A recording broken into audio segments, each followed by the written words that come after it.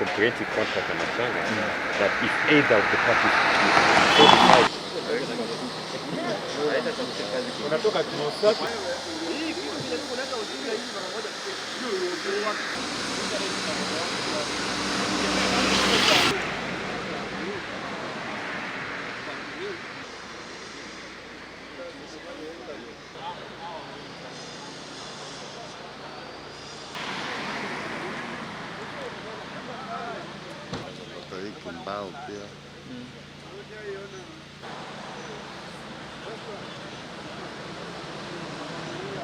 So I've been working for Rokoh Kenya Construction Limited.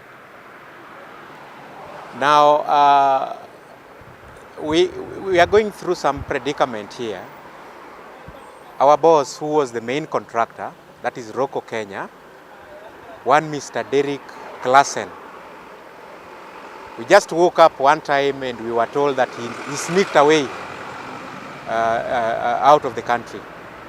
And our main issue was, since then, we've never gotten a clear information whether the contract was terminated so that we stop coming to work as usual.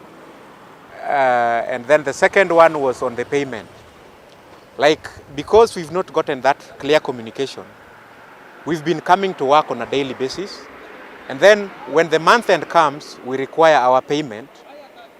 There is nobody to pay us. The relevant government agencies, I mean the agencies concerned, that is, starting from the Ministry of Interior. If Dr. Fred Matiang'i is listening to me, let him use any available resources, any resource to his disposal, such that we can find this person.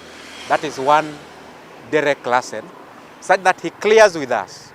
We were employed, it was official, we have letters of appointment, so all we need is just our dues. We want the one Mr. Law, the client, to get the retention that he has been retaining for 2 years now from Rokoh. Let him use that. We are requesting him to use that retention to clear our services. And then you live in good faith. We don't have any problem leaving this site, but we are going to leave this site immediately we are paid. Clear.